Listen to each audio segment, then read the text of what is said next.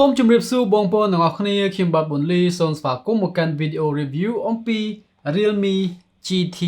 Master Edition នេះគឺជាទូរស័ព្ទចេញពីក្រុមហ៊ុន Realme ដែលឃើញថាតាក់ទាញមតិឬក៏ចំណាប់អារម្មណ៍ប្រជាជនខ្មែរយ៉ាងខ្លាំងកូនបើអញ្ចឹងខ្ញុំយកវាមកចូល studio ហើយខ្ញុំសម្លឹងមើលវាទាំងការ design ដែលគេនិយាយថាវាពិសេសទំនើបណាវាគេសហការមួយអ្នក design ជនជាតិជប៉ុនអញ្ចឹងណាបាទអញ្ចឹងឥឡូវហ្នឹងខ្ញុំសូមធ្វើការបង្ហាញអារម្មណ៍ឬក៏ review ខ្លះៗពាក់ព័ន្ធទៅនឹងទូរស័ព្ទដៃ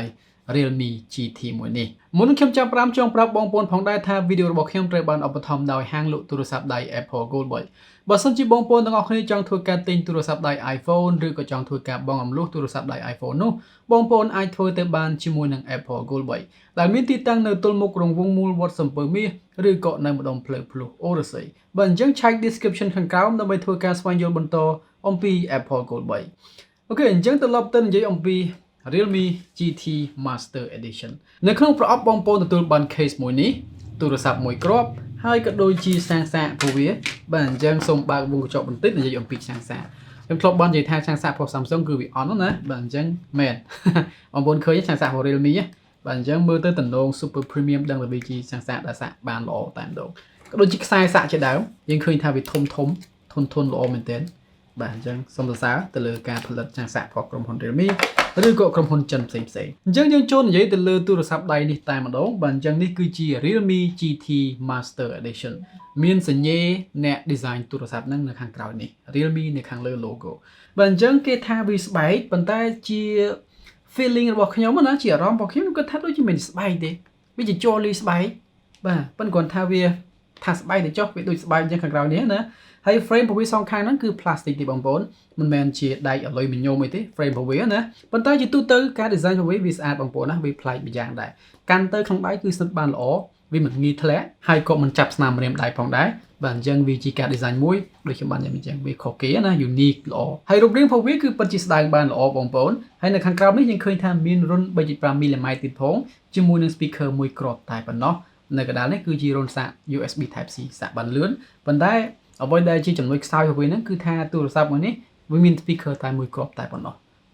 គេហៅថា single speaker មិនមែនជាប្រភេទ stereo speaker ដូចទៅនឹងទូរស័ព្ទផ្សេងទេប៉ុន្តែគាត់ថាវាបញ្ចេញសំឡេងបានលាន់ល្អណាបាទអញ្ចឹង speaker វាមួយមែនតែវាបញ្ចេញសំឡេងបានលាន់ល្អនៅផ្ទៃខាងមុខនៃទូរស័ព្ទ Realme GT Master Edition មួយនេះបាទអញ្ចឹងវាមានទំហំរហូតដល់ទៅ 6.4 អ៊ីញឯណោះជាមួយនឹង resolution 1080p ហើយវា refresh រហូតដល់ទៅ 120Hz ឯណោះបងប្អូនបាទអញ្ចឹងអេក្រង់របស់វាលាតពេញបានល្អហើយក៏មាន cut out ខាង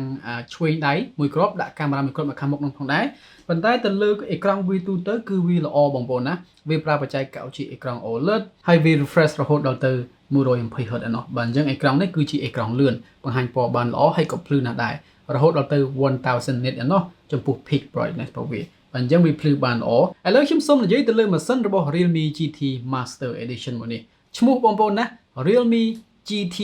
Master Edition បាទអញ្ចឹងវាជាទូរស័ព្ទមួយដែលវាបំពាក់ជាមួយនឹងម៉ាស៊ីន Snapdragon 778អញ្ចឹងម៉ាស៊ីនមួយនេះវាខ្លាំងគ្រាន់បើបងប្អូនប៉ុន្តែយ៉ាងណាក៏ដោយវាក៏នៅមិនទាន់ level flagship processor ដែរបាទអញ្ចឹងម៉ាស៊ីនធន់កដាលក្នុងការអស់កម្មវិធីធន់បានទូទៅវាមិនចោទជាបញ្ហាអីទេបាទក៏ដូចជាការលេង game អីជាដើម PUBG ឯនេះវាអស់បានទៅមុខយ៉ាងរលូនប៉ុន្តែគាត់ថាវាមិនមែនជា level flagship ណាបាទអញ្ចឹងម៉ាស៊ីនវាគឺល្មមតែម្ដងដូចទៅនឹង Samsung Galaxy A52 អញ្ចឹងដែលខ្ញុំបាន review នៅក្នុង channel របស់ខ្ញុំកាលពីម្សិលមិញនេះ A52s អញ្ចឹងម៉ាស៊ីនដូចគ្នា Snapdragon 778ដូចគ្នា RAM 8GB ជាមួយនឹង memory ក្នុងម៉ាស៊ីនហ្នឹង 128GB ហើយវាក៏ត្រូវបានរត់ជាមួយនឹងប្រព័ន្ធ operating system ដែលគេហៅថា Android នោះគឺ Android ចំនួនទី11ក្រៅពីលើមួយតង់ទៀតជាមួយនឹង Realme UI ដែលជា custom skin ដែលត្រូវបាន develop ឡើងដោយក្រុមហ៊ុន Realme អញ្ចឹងអេក្រង់វា 120Hz ម៉ាស៊ីនវាធន់កដាលតែធន់កដាលពីលើណាអានឹងខ្លាំងគាត់បើម៉ាស៊ីននេះបងប្អូនណាបាទអញ្ចឹងការអូសទាញបានល្អហើយការទៅលើការ optimization នៅលើ Realme UI មួយនេះយើងឃើញថាវា smooth ល្អមែនទែនតែម្ដងអញ្ចឹងសរុបទៅលើ performance របស់វាខ្លាំងបងប្អូនតែយ៉ាងណាក៏ដោយដូចខ្ញុំប្រាប់បងប្អូនមិនអញ្ចឹងវាមិនមែនជាទូរស័ព្ទប្រភេទ master I don't know ណាគាត់អាចហៅអញ្ចឹងបានប៉ុន្តែបើសិនជាយើងគិតទៅវាមិនមែនដល់ថ្នាក់ហ្នឹងទេណាខ្ញុំឃើញបងប្អូនឮថាជុំអាហ្នឹង master អាហ្នឹងmarketing ពួកគេណា super speed អីចឹងទៅណា for gaming yes for gaming it's not bad man but it's not I don't know ណាមិនសិនវាគឺល្អបងប្អូនមិនចាំជាបញ្ហាទេអញ្ចឹងឥឡូវខ្ញុំសូមបន្តទៅនិយាយអំពីកាមេរ៉ារបស់វាមានកាមេរ៉ា3គ្រាប់នៅខាងក្រោយដោយមាន sensor 6នឹងមានទំហំ64 megapixel ជាមួយនឹងកម្រិត aperture f1.8 ហើយវាក៏មានបច្ចេកវិទ្យាទប់លំនឹងផងដែរហើយកាមេរ៉ាទី2មានទំហំ8 megapixel ដែលមានកម្រិត aperture f2.2 សម្រាប់ធ្វើការថតប្លង់ទូលាយឬក៏ ultra wide angle lens ហើយ lens ទី3ចុងក្រោយគឺជា lens សម្រាប់ធ្វើការថត macro ឬក៏ប្លង់ចិត្តបងប្អូនណាបងប្អូនចង់ធ្វើការថតឧបករណ៍គីៗបាទអញ្ចឹងវាមាន macro lens មួយដែរប៉ុន្តែមានទំហំត្រឹមតែ2 megapixel តែប៉ុណ្ណោះហើយទៅលើគុណភាពទូទៅដែលផលិតចេញពី Realme GT Master Edition មួយនេះ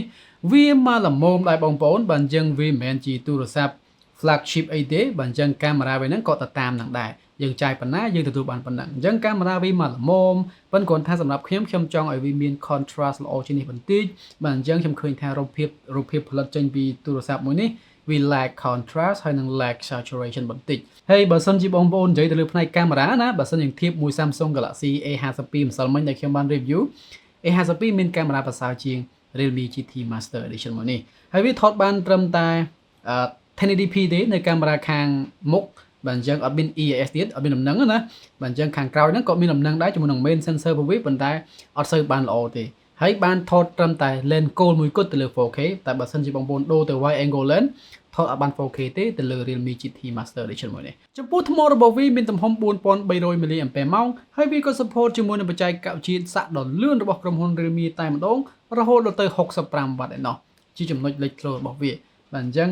4365 W គឺកប់តែម្ដងតែគួរណាស់តែដាក់5000 mAh អញ្ចឹងទៅពួកអីបច្ចេកវិទ្យាសាកលឿនវាខ្លាំងណាស់ទៅហើយ65ឯណោះបាទអញ្ចឹងដាក់6000កាន់តែប្រសើរបាទអញ្ចឹងវាក៏នៅតែមានរុនដតកាសបងប្អូនវាណាសាក់តាមរយៈ Type C វាសាក់លឿនអេក្រង់ 120Hz always on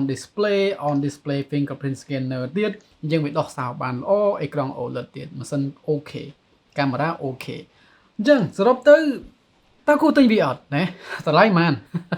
ខ្ញុំទិញនៅថៃគឺល្បាក់ 12000 ដែរបងប្អូនណា 12000 បាតដែរណាមិនធម្មតាណាពេលខ្លះបងប្អូនអាចរកបានធូរជាងហ្នឹង